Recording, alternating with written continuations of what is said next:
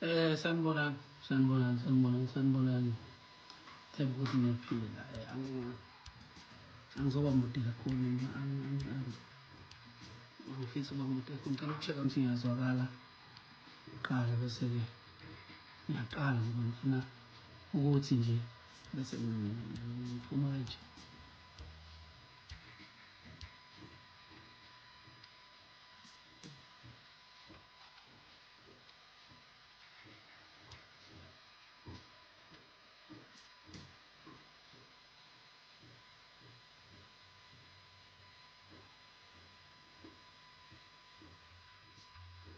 Ngiyazwakala.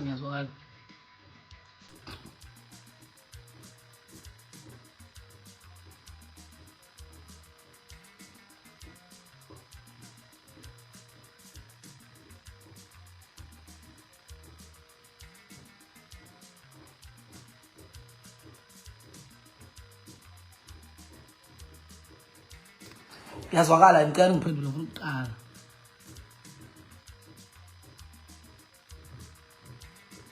Ngoba angifuni ukuthatha isikhathi eside. Okay, sanibonani bafethu. Themba ukuthi niyaphila nonke nabo bethi ngiyazwakala. Ngithemba ukuthi niyaphila nonke. Igama lami mhlawumbe abangangazi. Usenzo ungakwazi ukwenza isibongo lapha. Emdlovane. Ngiphanda-ke ngakho ukuhlabelela lokhu-ke lana bangisebenzisa lona leli gama likaNtencane. Bafowethu ngilana namuhla. Angizile ukuzosusa izimpi noma ukuzothenga abantu noma ukuzofaka abantu ey'nkulumweni ey'ndabeni zami. Angisiye futhi umuntu mhlawumbe othanda ukuthatha iy'ndaba zakhe ayibeke emphakathini. Kodwa-ke uma ngabe zisuke mhlawumbeni seyifikile emphakathini futhi seyifika ngendlela mhlawumbe yokuthi ngiyabona ukuthi khona la izogcina seyiphazamisa khona mhlawumbeni indlela yokusebenza. Balekile ukuthi ngikhulume isayidi lami, yabo.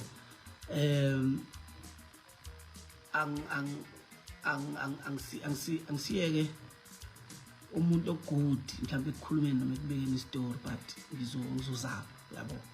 Mina-ke umculo lo uziphiwo kimi futhi ngicathi wonke umuntu ongaziyo la ungazi ngawo. Ingekho mhlawumbe into ethi ngifake umuntu noma ngikhiphe umuntu kanjani, but ngenza nje into engisuke ngicabanga ukuthi ngizoyithokozela ngaleso sikhathi ngenhlanhla futhi engisasenayo kulo 6 years.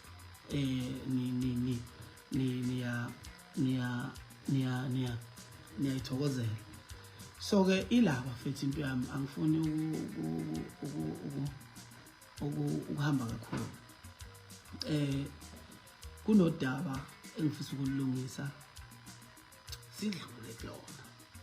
Lokhu angikwenzeli ukuthi ngifuna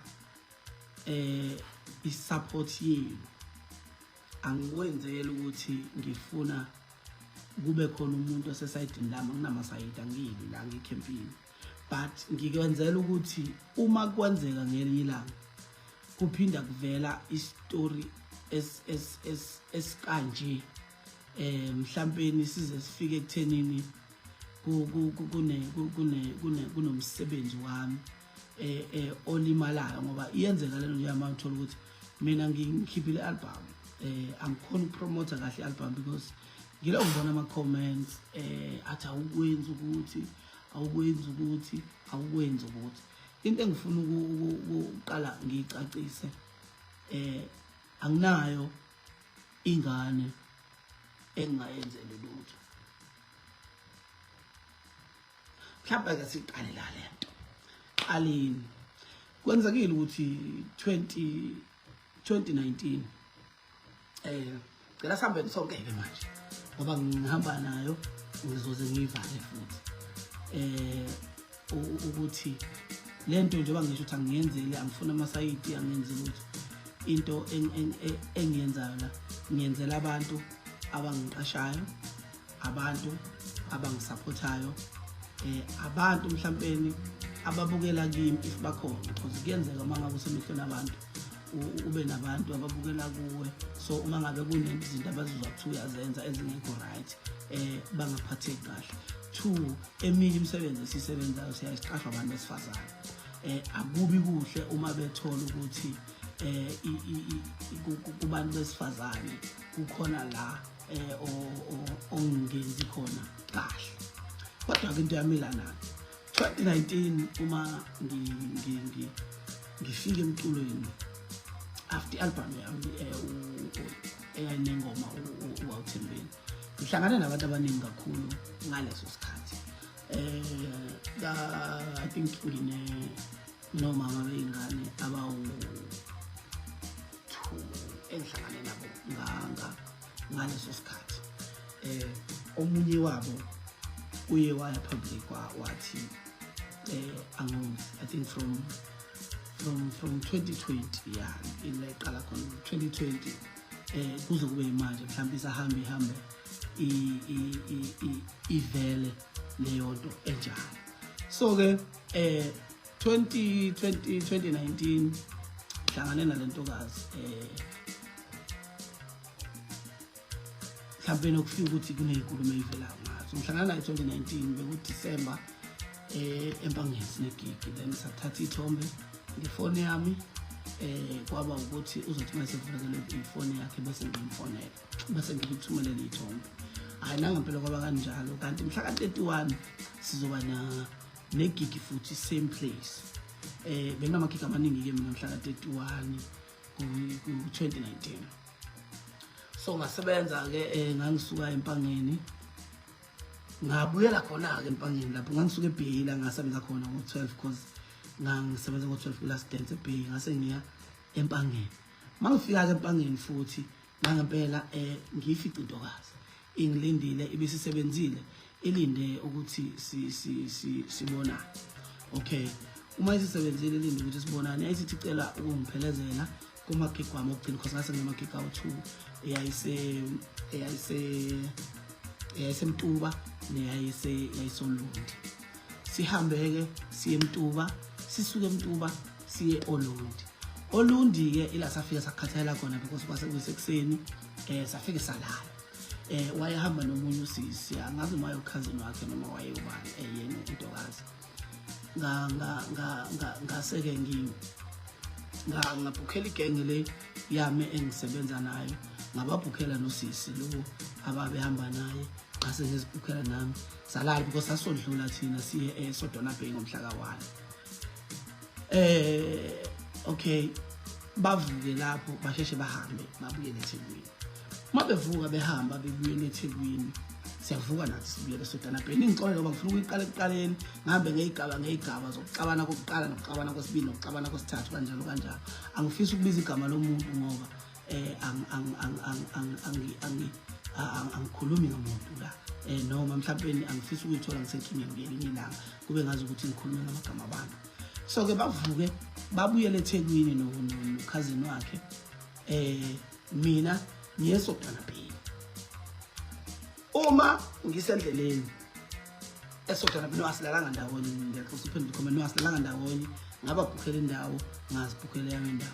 Uma ngisendleleni ngibuyela eBay ngiyeSodona Bay bebuyele eThekwini kungena imessage ethi sihambe kahle kodwa I miss you. Okay, from intokazi. Bese ngithi mina vele uma sibuye eSodona Bay siya eGreat Town.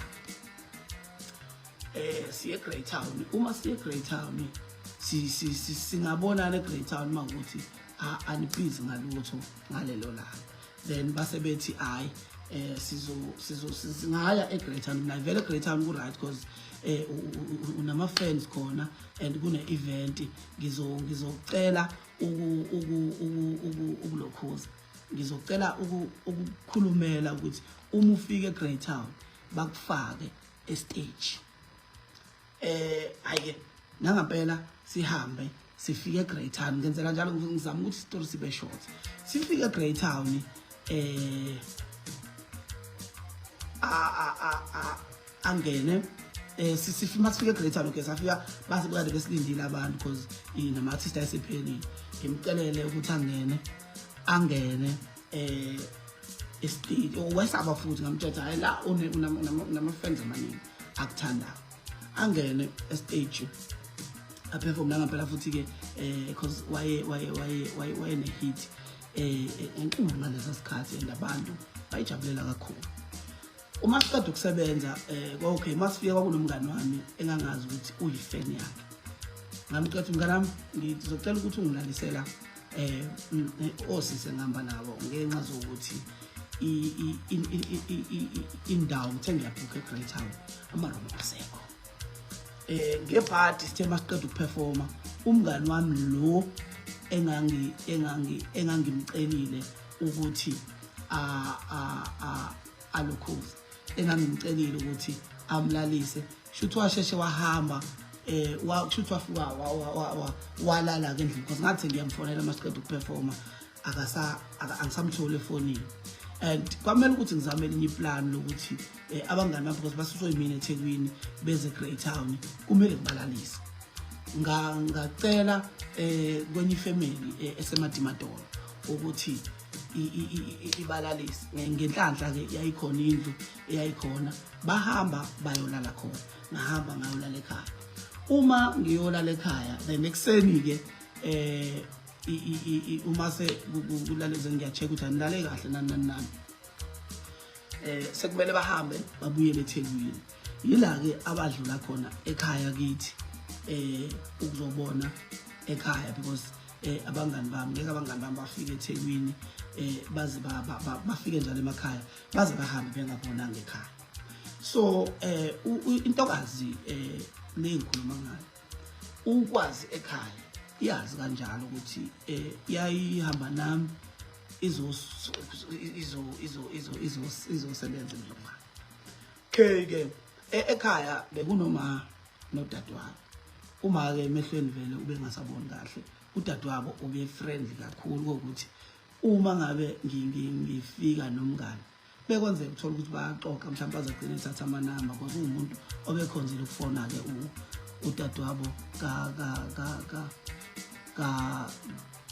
kama okay ke uhanjwe kanjalo uhlukanwe then uma sifike eMdlovane futhi I think akuvumanga ukuthi abangani bami bahambe then sagcina eMdlovane futhi sabhukha sayithola indawo sabhukha futhi ngabhukhela mina ngabhukhela uGazi ngabhukhela bona nodadewabo babehamba naye hayi kwaba right futhi azange sikhulume kamashelana azange sishelana because ngalesa sikhathi sasihloniphana ngendlela ezihlukene bavuka ngakusasa bahamba bayeThekwini uma bebuya futhi uma befika eThekwini kwaba ukuthi akuhlaleke eThekwini yabhora nani bazophinda babuye beze eMdlovane because kuhlaleke ngendlela right eMdlovane hayi ke it's fine that's when ke kuqala khona into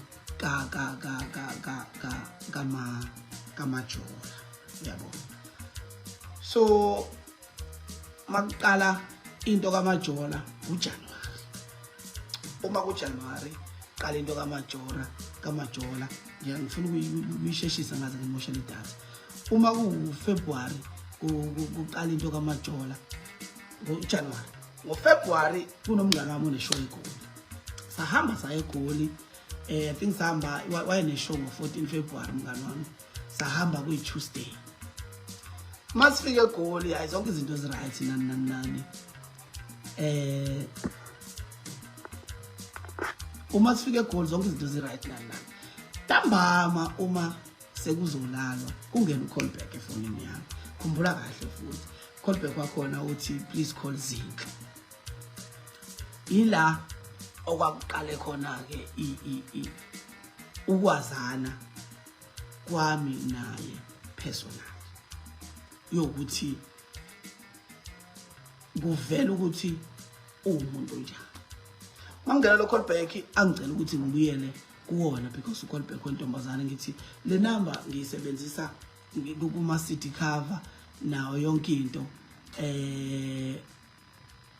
iya kufona wonke umuntu kubhaze wonke umuntu angikwazi ukuvele ngibuyele nje enambeni engayazi uyabo ngoba uzothi uyabuyela enambeni ongayazi athi umuntu ayibe ngifuna uncoma gawe usebenze kahle ngathi hayi kukulungile isuke lapho ke ingxabano kangangokuthi asilalanga ngalobo busuku ba Tuesday sifike egoli asilalanga ngalobo busuku ba Tuesday kangangokuthi kwazi kwafonelwa ubafo lo owayene event ukuthi kumele ambhukhele ama flight abuyele emuva ngo Wednesday akasayingeni into eshow seyahamba because amadoda usewabonile izinja wafonela abantu ayenze kubona ama audition ukuthi bangambetha amqasha because amadoda onke about ukulandela izinqa ababathanda abesifazane so i-experience engaba nayo ngalelanga la Tuesday ebusuku for mina yayi enough ukuthi ngingathi it's over then masivuka ekseni uright umuntu obuyele kuma senses wakhe uyaxolisa uba uhlobo lomuntu awuyena siqala nanoba ne date okay sivuka ekseni seMaria ezali sibuye ntambama Wednesday same thing I know ngenze islimalana ngihlale ngicabanga lento kahle vele kushuthi kukhona into efihlwayo ngalomuntu obebhazini saphinde saba na same problem Wednesday ebusuku yokuthi asilali futhi sibanga le ndaba yalo callback yes same thing futhi kufonelwa abantu nani yaliwa amadoda izinja nani bese Thursday ishow Friday Monday futhi ebusuku siyalwa eMinis right Thursday ngavuka ngathi thank you I'm done angifisi ukuphinda ngizibone nginalo muntu osifazana empilweni yami angikwazi ukulwa ubusuku bonke 3 days ulandelayo and ngavuka ekseni ngaxoxela umngane wami Thursday ukuthi I'm fethu I think le relationship akusiyona le ebe ngiyifuna futhi I don't think ngizokwazi ukuhlala nemama after i-experience engibe nayo kulesikhathi hayi abesethi umngane wami hamba kuGoogle ufike useshe umseshe nje then there is isitolo zosithola lapho okay ngahamba ngasesha ngathola ukuthi yo kushuthi la ngingene ngingazi ukuthi imama lami liwuhlobo lo muntu yabo but sengiyathola ukuthi umuntu ongayithathi nonsense yabo engayithathi nje nonsense ninganikana inkinga isikhathi eside udaba lenu luze liyofika kude okay uma sibuya sa decide ukuthi hayi siyahlukana kanjalo angithi kusho ukuthi masisegoli phela bekuthi uma ngabe si right sixoxe njengabantu abathandanayo simbathe futhi njengabantu abathandanayo uma sibuya kwakuthi siyahlukana nani kanti kuzohamba isikhathi kuvele indaba yengane kuvele indaba yokuthi intokazi ikhulelwe so uma kuvela indaba yokuthi intokazi ikhulelwe sizama manje ke uthola iway forward ngoba ngi-experience esibe nayo eGoli ithi sabantu manje abangaboni ngasolinye ngenxa zokuthi siphambanile kakhulu futhi ngangiqala ukuba ne-experience enje yabo selokhu ngaba nje sebudlelwaneni bezothando ngangiqala ukuba naleya experience ka 3 days ngingalali silungisa leyo nto sekuvela indaba yengane sesizama ke manje ukuthi sizoya kanjani phambili because sekunengane kanti futhi sesigabene ngalendlela uma kuvela indaba yengane sisalungisa leyo nto ngenza ifeature nomunye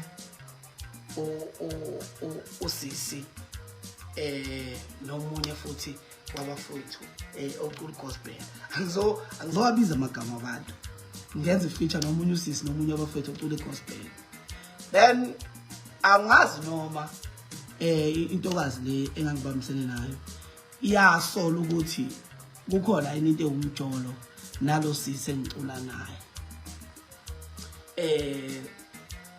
bese inboxa kushuthi baze baxoxeke ithi ujolelani nendoda yami then usisi lo aziphendula ukuthi no angijoli nendoda yakho indoda yakho ijola nosibani yabo isho lo sisi lo etshela intokazi lena engangiphila nayo igama lentokazi noma lika sisi engaze ngiphila naye ngaleso sikhathi iqale lapho ke indaba yokuthi akafuni lutho ke ezomhlanganisa nami futhi akakwazi ukuba nomuntu onamantombazane amaningi eceleni yabo okay ke sibange leyo nto asho ukuthi yena umuntu okholwayo uzwana nezinto straightforward yabo okuthi ke ngoba la ngithe ngizokhuluma iqiniso angizeli ukuzodefend angizeli ukuzokwazi njalo okuthi uma kunjalo ngichuthi ke nami ngathi kwakurong wami loyo ukuthi mhlawumbe ngibe nabantu abangaphezulu koyedwa ngaleso sikhathi kufike ke isikhathi sokuthi sixabana kanjalo uyakholwa akazwana into ebhedile nani ucela ukuphuma ngiphume kuye ngingakhulumi lutho nangento yengane ngingenzi lutho okay ngase ke shuthi ke I think kwadlula ba 2 months ngazama ukuthi mfethu ingane yakhe yokuqala le I know mhlawumbe indaba ye pregnancy nani ayikho into yaziyo but into ithi kumele kube khona into ezanywayo asikwazi ukuxabana forever sinengane ngoba kungenzeka ugcine mhlawumbe uteta ngendlela engekho right if awuzange uhlangane nomuntu wesilisa isikhathi eside before ubelethe okay ke uyafeyila leyo mzamo because kwangathi siyaxoxa but waye ngikwadela ukuthi sengitholile for 2 months sengiyalokhoza askisi sengizobuya manje ngizozama ukuzenza umuntu oright nani indaba ihambe izifike ekuthenini bekuyi covid if ngaphosisi ngaleso sikhathi icovid kwakhona umuntu ongi-advise ukuthi asibe live more ku Facebook ukuze singaluza ama fans noma sihlale emehlweni abantu ngelinye ilanga angena kwi-panel eyayinabafowethu abakhona endimeni omunye bese thawu sizwa kuthiwa umithisi yabo mina angisiyena umuntu olokhuzayo angisiyena umuntu okhonze ukuthi indaba zakhe ziye public. Njoba kuvela into ethi mina ngaphika ingane isuka from leyo live loyo ukuthi wathi sizwa kuthiwa umithisi yabo, ebese ngithi mina hayi akukho lapho engimithise khona yabo. Futhi ke uma kuukuthi kwakuyiphutha lelo ngifisa ukuxolisa futhi ngilivuma ukuthi kwaba yiphutha lami, because angisibonanga isidingo sokuthi ngihambe ngiyovuma go live ukuthi kukhulunywe ngeindaba zami private uyabo. Isuka lapho ke into ukuthi ngiphika ingane kuze kube kuthiwa ke ingane iyateta. Imina futhi umuntu owabalanda esibhedlela ngabayisa elokhuzaneni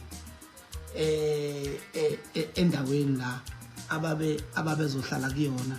Ngafike ngashiya ngabashiya khona kwase ke kuba ukuthi isima ekusona ngaleso sikhathi because wayene pain ukuthi aka ngimkhaphele ezinye izinto zomhlungu abuzwayo ngiyilokhuzana ngiyimbangela yabo lobo buhlungu. Angihlala ngaye kakhulu, ngafike ngabashiya ngashiya izinto ezayifuneka ngahamba. Ngase ngithatha inamba yomuntu owayekhona lapho ukuthi ngizoxhumana naye ezintweni ezidingekayo nani. Okay ke fast forward ke zaqala lapho kuyinkinga phakathi kwethu sekunengane.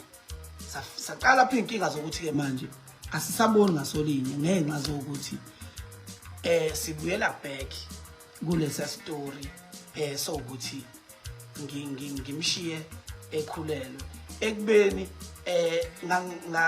ngathini yayisinezinto ezimbili lezinto zokuthi sifike saxabana eGoli kuyimi umuntu ongekho happy ngenxa zokuthi ngithole into ebengayazi, bese sesixabana kuloko kwesibili esepregnant sekuyena ongekho happy because uthole ukuthi ngiyajola somewhere. So lezi zinto zikanje manje, so babili bese singasekho happy sixabana. So uma ngabe ke isibuya sekunengane isithinto kumele kutholakala indlela yokuthi kwenzeke izinto eziright enganeni. Uma ngabe sencane ke ingane it's fine, ubuye umuntu obuya kwate abe umuntu obuya be right. Angakwata manje kwata but ekuseni kuse right, and uma right my right akekho umuntu ongamfisi eduze kwakhe because umuntu right mangabe right, futhi uma engabe engasekho right umuntu ongekho right engathi awumfisi eduze kwakhe. So ke lento ihambe ekuthenini okay ngalesa sikhathi yayikhona into ethi sixabene because nginayo iaccount angiyifaki imali yengane, ngiyifaka imali yengane kangangokuthi ephepheni bathi uma bengifonela ngendaba yokuthi kuvela into yokuthi angiyondli ingane ngabanikeza ama proof ukuthi ingane ngiyayikhipha imali yengane yabo. Mina ke ngizokusho lokho because angisho ngathi angifuni ukuzibeka right. Mina anginayo imali eqondile yengane engiyikhiphayo ukuthi mhlawumbe lethe ngenyanga ngikhipha 1000 or 2000 or 3000 kuya ngokuthi imali kuleyo nyanga benginamalini, ebese ingane zonke ngihlukanisela imali elinganayo zonke. If ukuthi imali enginayo inele ukuthi ingane kumele ithole 500 zonke ngizinikeza 500 ayikho ingane ekuthiwa ngizoyinikeza 3000 enye ngiyinikeza 1000 because ingane zonke ziyafana kumina.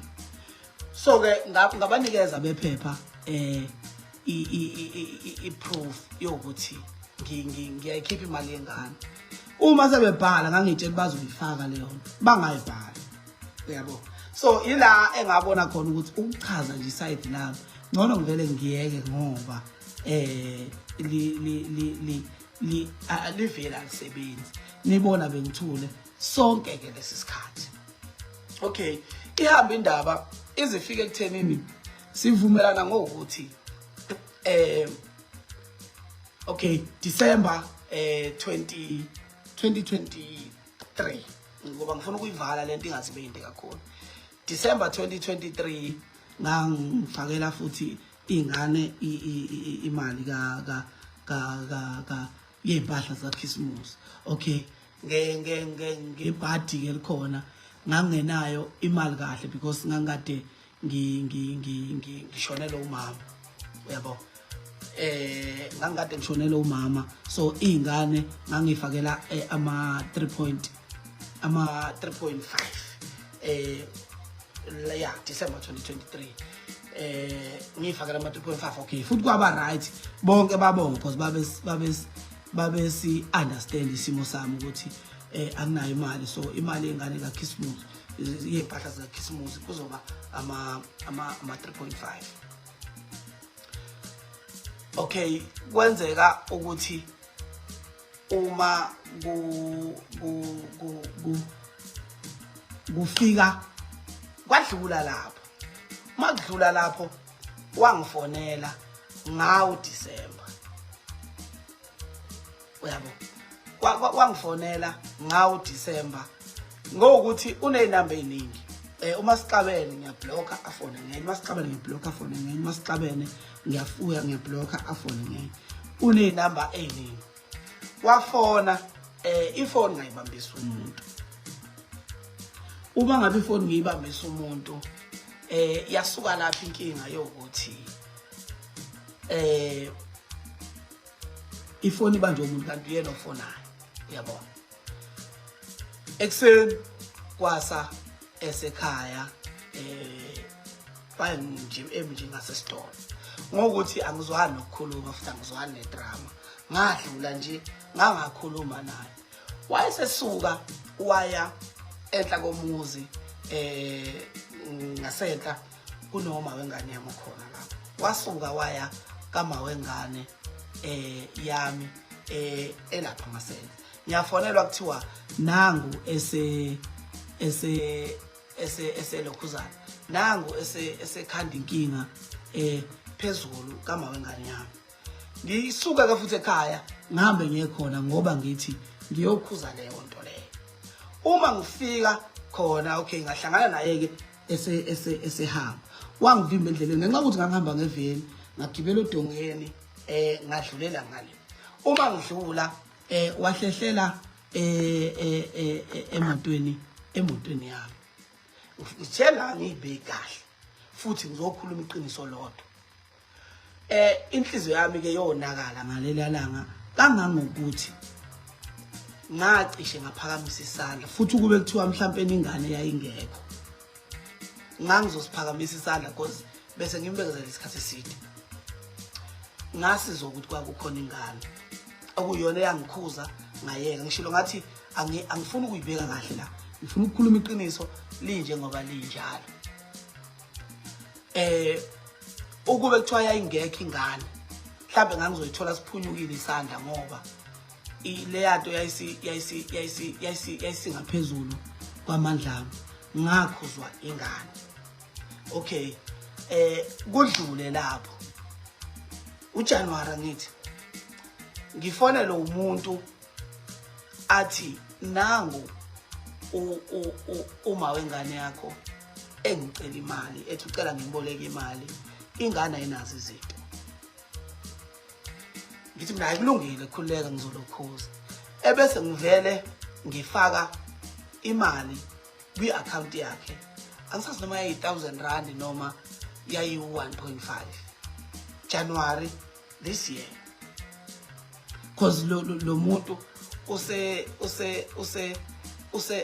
usengifonelile ukuthi nangu eboleka kuyimali, uthi ingane ayinakho kuhle. Ngifaka imali yengane. I think kwadlula 2 days. kwadlula 2 days wafona wathi oh okay ngayo ukuxabana lokho wafona wathi akasafuni into emhlanganisa nami, akasafuna imali yami, akasafune lutho. So kuma ngifaka le mali wafona after 2 days ethethela ukuthi ngiyifakeleni imali because ubengafuna imali yami. Ngamtshela ngathi ngizwe ngabantu ukuthi uhamba uboleka imali uthi ingane ayinazo izinto. Okay, wathi ucela ngimsendele i-account ayibuyise imali yami. Ngathi angikwazi ukusenda i-account uyibuyise imali uJanuary manje. Bakhona abantu mhlawumbe abafuna ukubuyisela ingane esikoleni nani. Cela uthathe leyo mali leyo unike whoever ombonayo ukuthi usole noma uyayidinga leyo mali because mina angikwazi ukuyithatha back. Uyabo? Ebese athi wangitshela ukuthi akafuni imali yami. Ngithi mina angikwazi ukuzwa ngomlomo wakho mina ukuthi awufuni imali because ku social media uhamba ungibeka njengomuntu ongondli noma ongayinakekeli ingane. So angikwazi ukuthi ngomlomo sivumelana ukuthi awuyifuni imali eqhamuka kumina ekubeni kusasa uzohamba uyothi ingane angiyondli, ngingabi nayo proof yokuthi ingane ngiyayondla because ngivumile ukuthi ingane ngivumile mawuthi ngafaka imali. Ngokuthi ngiyazi ngijongile Nkosi yami kodwa sizohlangana lesitulo. Ngokuthi December khathe ngishayisile ngahamba ngithi ngiyokwenza i-protection order kwamaphumulo. Efona nomunye ubaba angisazi noma wathi ubamncane noma wathi ubani owathi angikwazi ukuletha amaphoyisa enze i-protection alethe i-protection order. Angikwazi ukwenza icala lutho uma sekufika amaphoyisa elethe i-protection order kubo kukama wengane kuzobe sengenza icala lesibili because icala lokuqala angihlawulile nginengane angihlawulile then sengiletha amaphoyisa bacela ukuthi ngiyeke i-protection order bazokwazi ukukhuluma naye bahlale naye phansi bamkhuze. Okay, bathi ke bahlale naye phansi bamkhuza.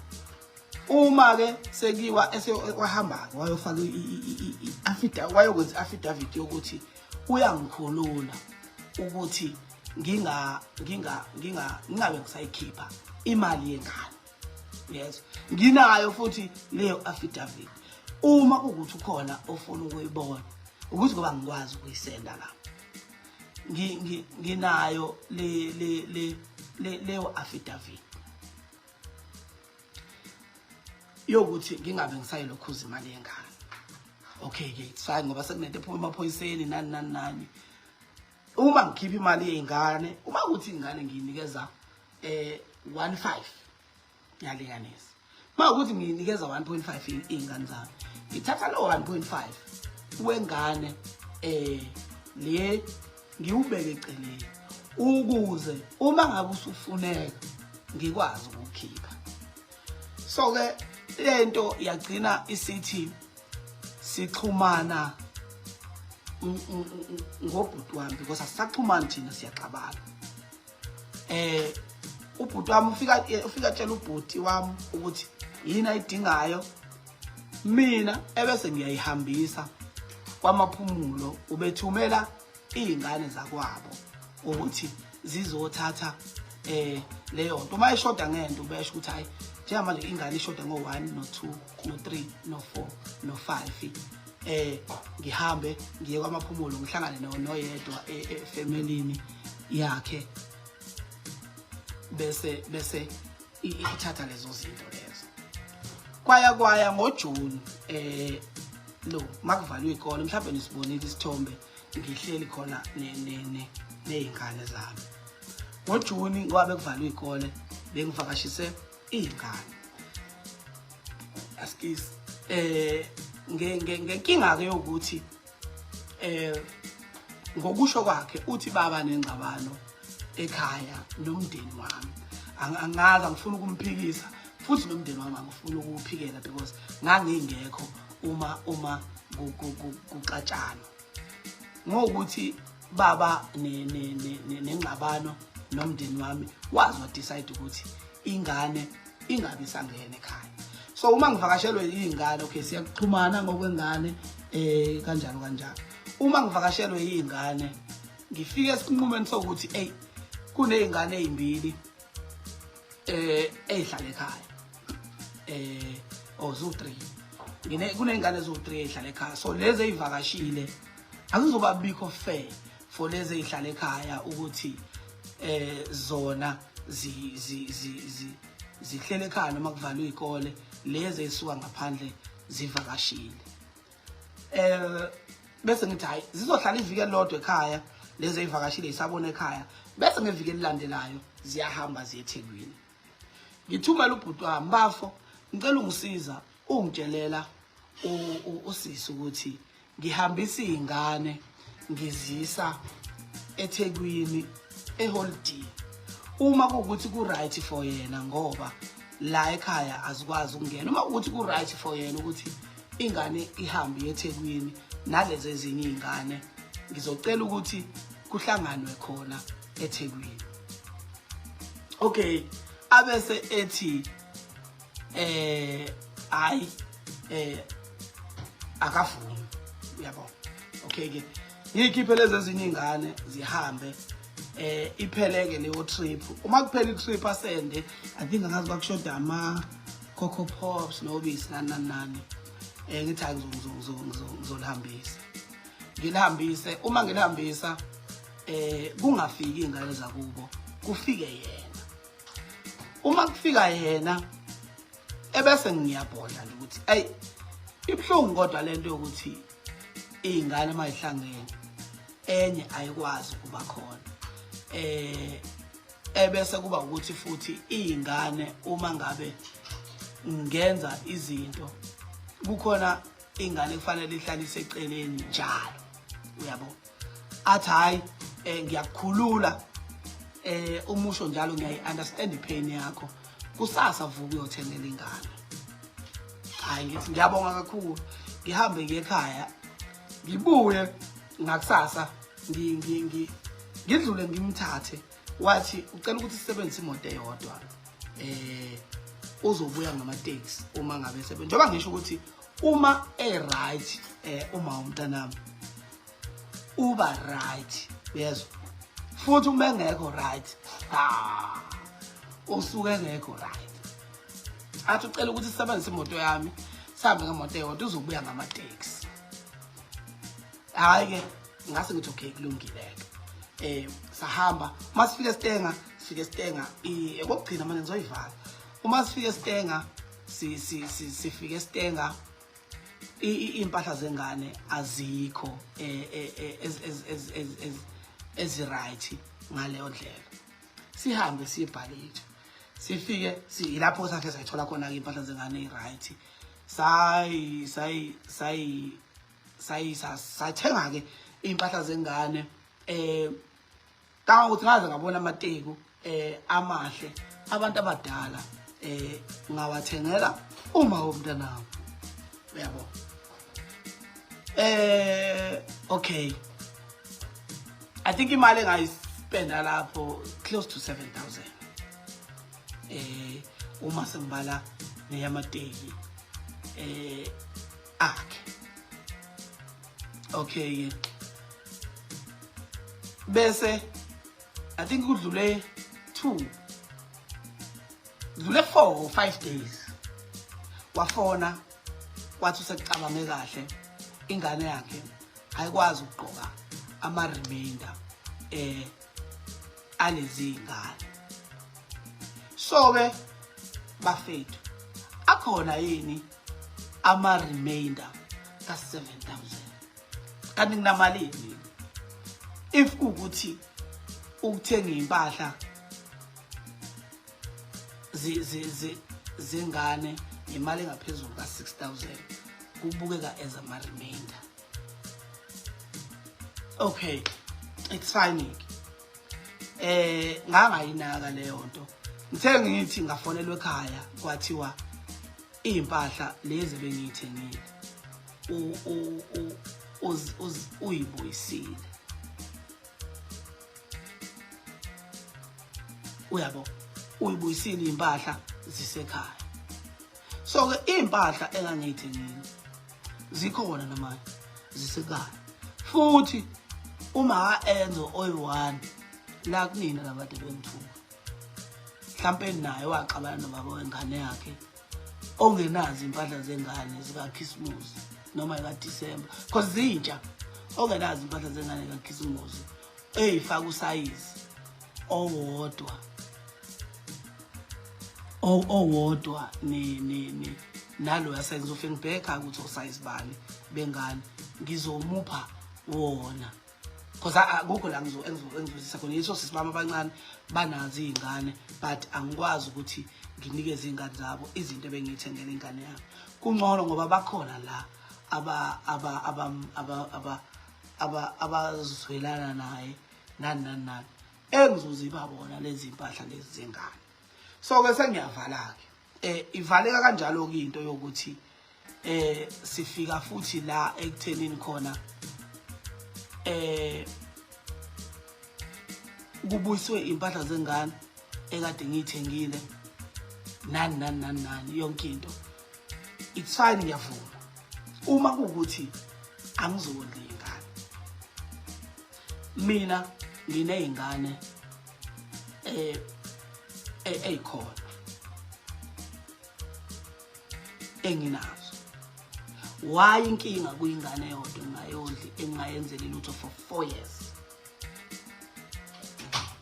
mina ngicabanga ukuthi sonke sinento ethi no amateka awabuyanga akhe kwabuya impahla zengane kuphela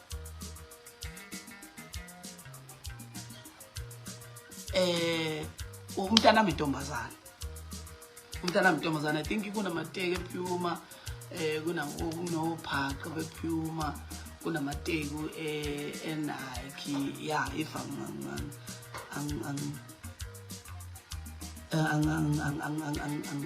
if ungaphosisi excuse ngine mina anginayo ingane eyi1 yabo sengifuna sivale manje lento anginayo ingane eyi1 mina nginazi izingane if ukuthi lezi izingane ziyangihlula noma angondli why kunengane eyodwa nginenkinga nayo noma ekuhlala kunenkinga nayo every after 3 months why ungakazi uqhamuke abanye oma beingane kuthiwe angondli ezinye izinto ngiyazithula because angifuni ukulose relationship noma beingane ngoba ukubona ingane kusuke kudepende kuma wengane if ingane ungayihlawuleli so ezinye izinto ngiyazithula zibhlungu zimnandi ngiyazithula because ngisuke ngenzela ukuthi ngingagcini ngiwele side ne wrong noma ngixabana noma wengane ngendlela yokuthi angisakwazi ukubona ingane 2 zikhona indlela kunabantu abodla ngenkantolo nani uma kuukuthi abafuni ukubodla kungani size sibe na 4 years sikhuluma into ukuthi mina ngondli why ngingayiswe enkantolo ngondle ngesondlo if ukondla kuyangihlula because ziningi indlela zokwenza umuntu ukuthi ondle if ukuthi akondli so ke kuwo wonke umuntu okholwa ilesi story why kuyena kungakaze kumfikele lokho ukuthi zikhona nje indlela zokwenza umuntu ukuthi ondle uma ngabe ukuthi akondli yini zingakaze zenziwe lezo indlela njalo kuhlezi ku social media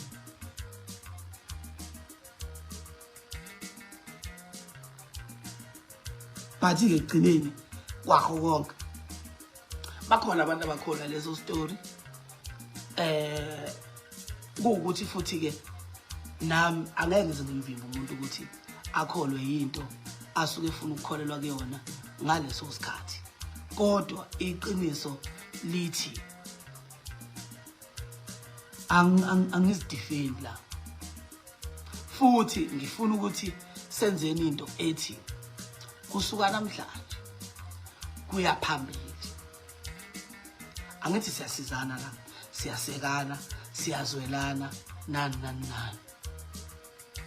ngoba mhlawumbe inkantolo iyahlupha, ihlupha ngento eyingwane inkantolo yokuthi uma kuyofaka into yesondlo, inkantolo ithi kubalwa mhlawumbe izinto onazo, kubalwe ini, uthola ukuthi mhlawumbe imali oyinikeza ingane mhlawumbe igcina sekuyimali engeke izisize ngalokuthi ingane.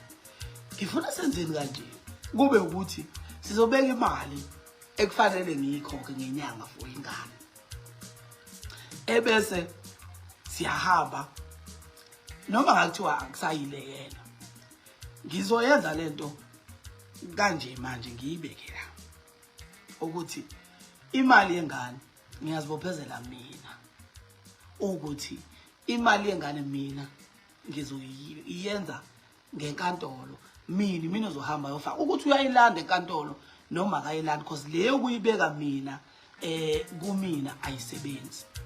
Ukuthi uyayilanda enkantolo noma akayilandi, yimina engizoyozivulela mina icala lesondlo, futhi ngifike ngizikhethele mina ukuthi imalini engizoyifaka, because inkantolo mhlawumbe mangayitshela ukuthi nginani ngingagcina mhlawumbe kuthiwa isondlo angikhipha u500 noma ngikhipha u400 noma ngikhipha u50 rand ngokwemali engiyisebenzayo nezindleko enginazo. Mina ekhaya kunamama akunababa, mina umuntu osebenza intesini ekhaya kunabantu mhlawumbe abawu20 abanakekelwa yimina, bonke labo bantu ngalo msebenzi womculo. Angeke ngikwazi ukuvuma ukuthi ufe ubulawe ngamanga aqanjwayo ngenhloso yokuthi kubulawe mina, not ukuthi khona into engayenzi kahle, ngenhloso yokuthi mina ngicindezeleke noma kube nabantu aba-against mina. Angeke mina ngondla abantu abangaphezulu ka20 ekhaya ngizohlulwa igazi lami, angeke ngiyenze leyo nto. Mhlawumbe bakhona la kunini ababekhona emngcwabeni kamama, into engayisho emngcwabeni kamama mina ukuthi izingane zasekhaya ngeke zize zingihlule, ngeke zize zingisinde, ngizoyithwala la ngawami amahlombe kuze kube nami kufika umhla wami wokuphela. Ngangingakhulumi ngoba ngikhuluma emngcwabeni, ngangikhuluma ngoba into engizoyenza leyo. Mina ukuyeka kwami isikole, ngayeka isikole ngaphuma ngayosebenzela izingane zasekhaya. So ke sekungathi mase kufanele ngisebenzele izingane zami ebese ngingasebenzeli izingane zami, ngiyeke izingane zami ngithi ayibulawe indlala, ngibe ngakwazi ukuyeka isikole ngiyosebenzela izingane zasekhaya. Ngifuna ukuthi nazi namuhla ukuthi yonke into enidefendayo, because manje angikwazi nokuphusha kahle umsebenzi wami ngepeace. Masathe ngiphusha umsebenzi wami, naba abantu bakhona bacomment into abayikhomentayo, sekuze kuyangiphoqa ukuthi ngiyaphendula, because kuzoposta umuntu we-event athi hayi sibhukhe usibanibani, baya abantu nama-comment kuthiwa mkhiphe asiyi kwi-event ngoba ukuthi nokuthi.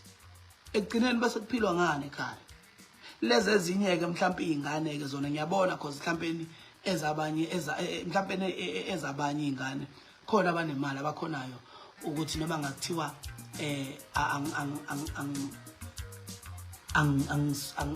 mhlawumbe angisenawo amandla okuzondla iy'ngane, but bangakwazi ukuqhubeka abazondla.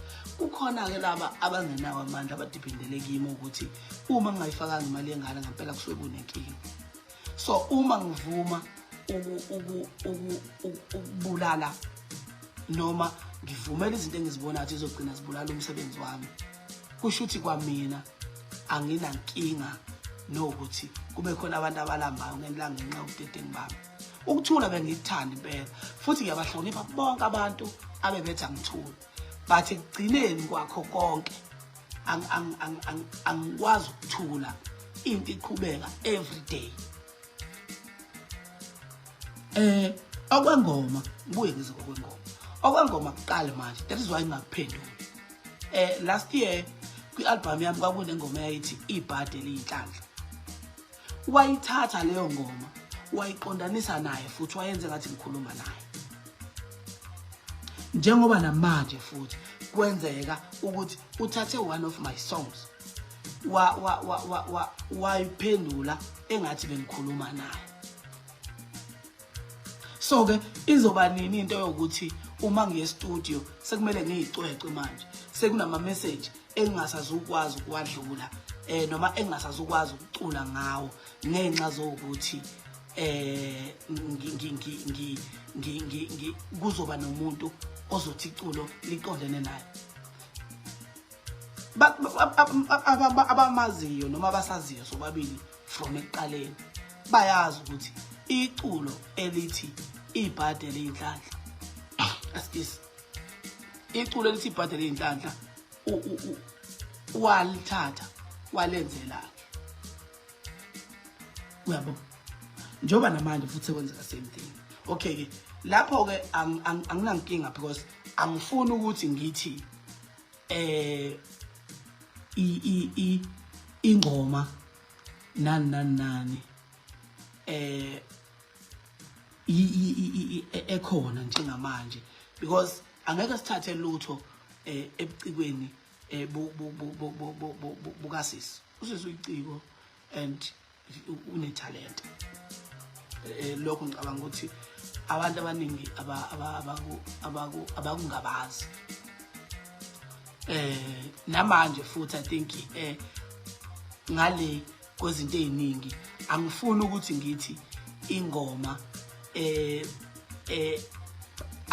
ekhona njengamanje ekhuluma ngoba bomntwana ibheke kumina because uyi-artist. Mina uma ngihlangana naye wayenengoma eyayincoma uthando but ngahlangana naye singile. So ke uma kungathiwa ngithatha ingoma akayenze manje ngithi uyibhekise kumina ungabe ngiganga ngaye ngoba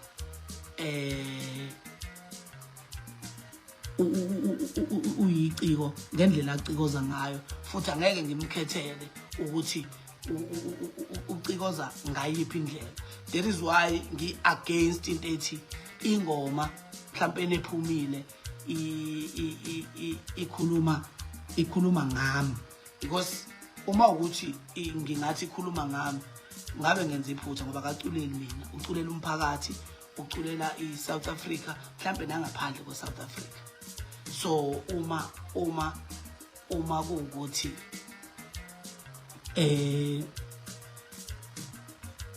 no azange ngikhulume into ukuthi ubani ubani. Uyabo, so into engiyishoyo into ethi lo live ngiwenzele ukuzocela la ukuthi bantu bakithi kuya yonke into asihlonipheni ispace somuntu. Uyabo, angisiyena umuntu okhonza into zo social media, okhonza ukuthatha indaba zakhe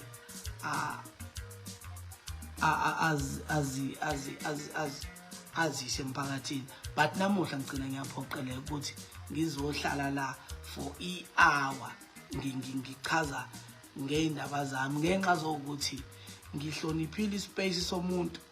Ngangangena kwispace somuntu ngayiqhubekela nento yami but kunabantu abalandana from ngale bazophazamisa into yami ngapha yokuthi angisakhoni manje nokuphusha umsebenzi wami ngepeace because nabantu abangisupportayo abasazi noma manje bancoma umsebenzi wami noma balwe nabantu abakuma comments abakhomenta into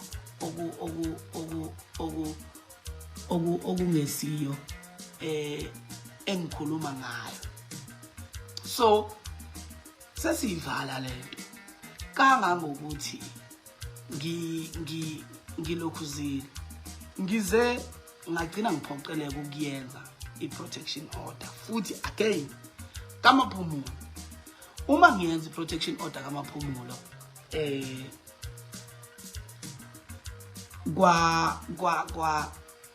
kwafika into ethi ngiyakhuluma ukuthi ngicela ukuvala even ukuthi abe axhumane nabantu engisondelene nabo ngenxa ukuthi uhlukumeza abantu abangathiwa wonke umuntu engisondelene naye ukhipha ifoni yakhe akuvezele izinto ababhalela zona.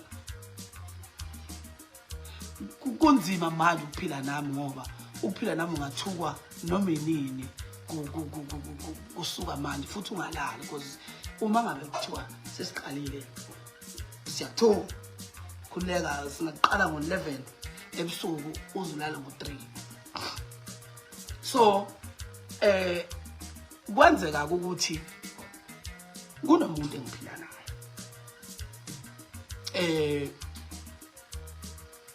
ngempilo yami ya private engiphilela naye nami lapho ngijabula khona nani.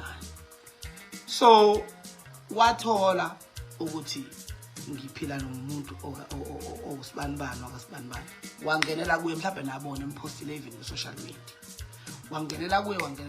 So uma ngiyovula i-protection order mina kwamaphumulo kwathiwa naye lo muntu engiphila naye if ukuthi uyamharasa akeze naye azozivulela yakhe i-protection order because angikwazi mina ukuvula i-protection order eyodwa yabo bonke abantu. So kanti nginabona-ke ivideo sekushuthwa imoto kungazi ukuthi umuntu engiphila naye uze wazongena ey'ndabeni zami noma ungiphelezelile mangiyodiscuss imetha yengane. Cha, wayengaphelezelile mina naye wayebizwe enkantolo ukuthi azozivulela icala ngokwakhe ngoba uyahlukumezeka. So-ke ngelanga kule protection order sibuya I think wabuya wazopost ukuthi enkantolo thank you inkantolo yakamaphumulo ngokuvuma ukuthi ngingabe ngisayibona ingane. Cha, inkantolo ayizange isayine leyo nto leyo, ayikho futhi into yakhuluma ngaleliya langa kwakubuya ukuyosayina i-protection order nayo futhi aseyiphulile imigomo yayo i-protection order. Ukube kuthiwa ngomuntu omubi ngabe sengambile ngawo umbopha because useyiphulile vele imigomo ye-protection order nezinto ezayibhalwa kwi-protection order, but angikwazi ukuyombopha because uhlala nengane yami egcineni kwakho konke. Angikwazi ukuthi ngithi ngiyomvulela icala nani ngoba uhlala nengane because kwashiwo kwathiwa icala le-protection order alithethwa 10 years oyihlalela. So uma ngabe kuthiwa okay khona uthi umnethisa kanjani umuntu ongamthandi, cela ukuphendula sisi wami. Ayikho into ethe ngangamthandi, ayikho into enjalo. Awukwazi ukulala nomuntu ongamthandi. Ithi into yami kwi-trip yaseGoli ila engabona khona ukuthi angeke size sihlalelane. Ayikho into ethe ngangamthandi.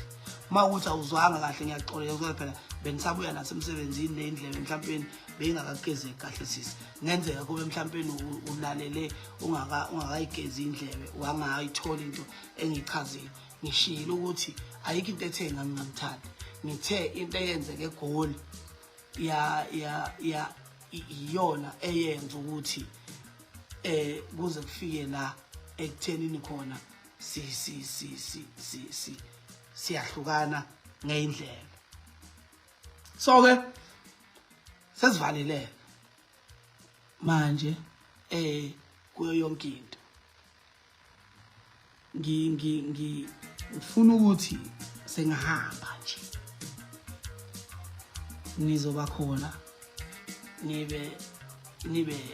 nibe ofakazi bokuthi lento yengane ngizoyithatha mina beyami into ukuthi ngizoya imali angeke ngisayibeka kumina no angimtala busisi. I think ulalele ephuthuma mhlawumbe ejaga ukuphendula yabo yona into enkinga. Ngizoya ngiyo enkantolo mina imali sengizoyikhokha enkantolo ukuthi uyayilanda noma akayilandi but okusalayo ngizobe ngiyikhokha khona futhi ngiyafisa sengazi ukuthi inkantolo ingangivumela uyabo mhlawumbe ke eyaba no 5 months nani lezo futhi indaba zami uyabo za private ukuthi mhlawumbe nginezingane eziwu10 noma eziwu5 ikhona yini into ethi uma ungondlelwa hamba ukhulume indaba zomuntu zokuthi namuhla wenzeni kusasa wenzeni ngale langa wenzeni engabe uyahamba uyomvulela icala lokuthi akondli kube nendlela yokondla uyabo ukuthi eceleni ngenze ini nobani. I don't think lokho kusuke kubathinta mhlawumbe oma bengane zami noma mhlawumbe umuntu ekusuke kumthinta umuntu engiphila naye ngaleso sikhathi okusuke ukuthi ke uyena mhlawumbe okumele aphatheke kabi aphathe ukuthi ngizothola ingane ngaphandle noma mhlawumbe ngibanjwe ngijola kuphi nakuphi. Lokho ke mhlawumbe uma ngathiwa sekukhona umuntu obuyayo othi uzongithukela ukuthi kuthiwa ngimithisile kunomuntu ona 5 months omithi lo muntu ngambona isibhukubuku ngoba phela awukwazi ukuzokalela abantu ukuthi baphile kanjani. La sikhuluma indaba yengane. Uma kukuthi indaba ingengane why kumele kulandwe indaba zami eziseceleni zokuthi ngenzeni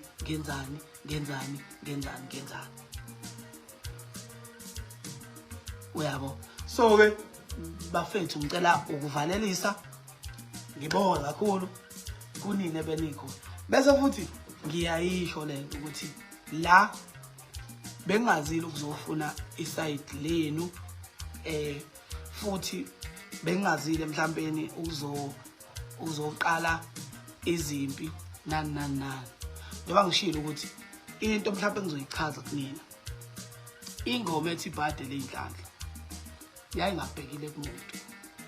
Ingoma ethi diyema umntanami yayingabhekile kumuntu nanokuthi mina nginoma beyingane not uma beyingane njoba ngenoma beyingane why laba abanye uma beyingane bengasho ukuthi ibheke kubona le ngoma if kubuthi kukhona kufana thindeke uyabo because mina nginoma beyingane why ke bonke labo uma beyingane bangalwi nami ukuthi why uthi yabo into engifisa ukuyisho mina sinama business ahlukene siyapromote ngendlela ehlukene. If umuntu ebona ukuthi uNtencane as a brand ngingakhona ukupromote ngayo ibusiness lami kuyimanje ngiqokule nathi impahla ngiambassador yebrand because ibrand yangibona ukuthi ngibrand ngingakhona ukubapromotela ibrand yabo. So ke uma kunomuntu obonayo ukuthi ithalente lami mhlawumbe selilele intuli ngingakwazi ukulithinta intha ngalo umuntu akusilona icala lokho masikandi hlezi kwenzeka uthola ukuthi omasikandi baxabena kwaziyo ukuthi babangani omunye uvele wathi komunye because uyabona ukuthi ukukhuluma ngaye kungamsebenzela uyabo.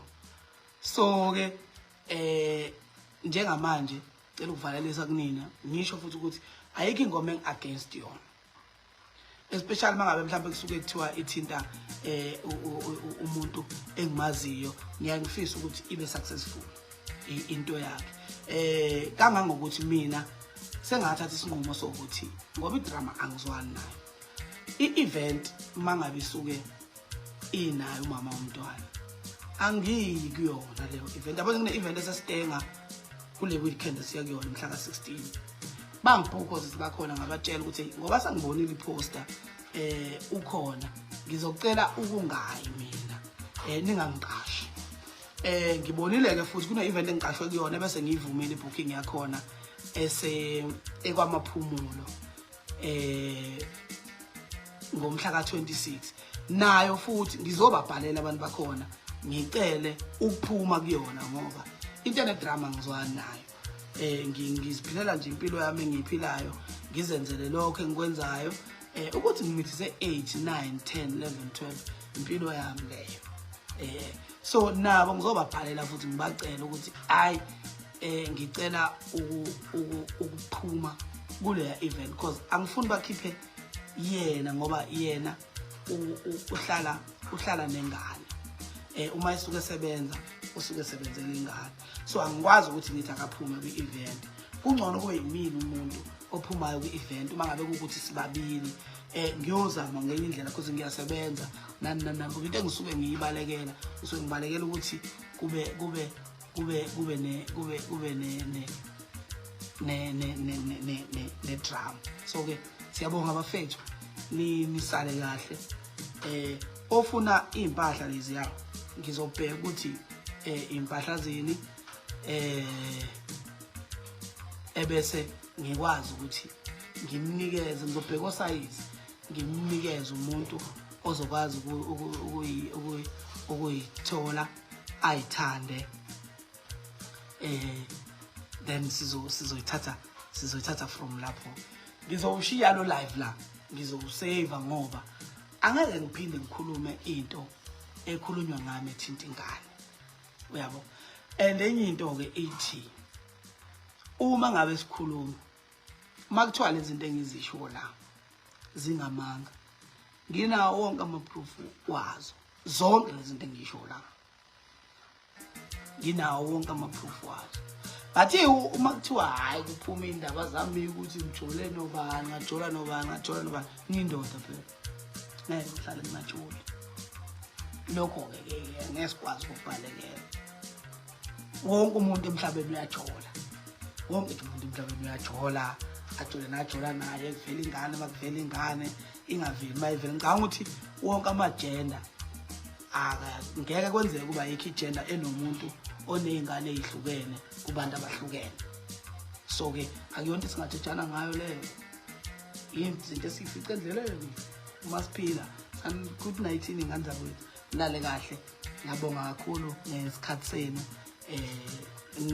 nibe uNkulunkulu abe naye no hayi ukuthi ngiyayiduma impahla inkinga angeke ngizenzele lutho zihleli yabo and umculo usupporte wonke banetalent abaculi siyabonga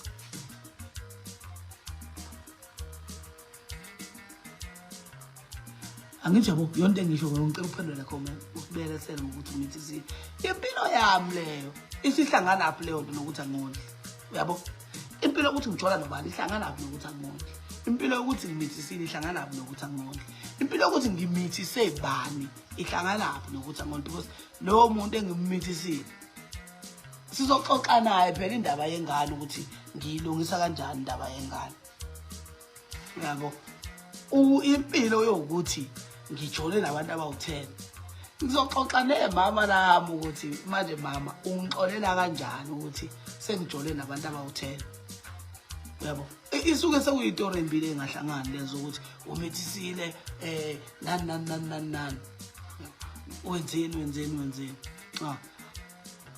sharp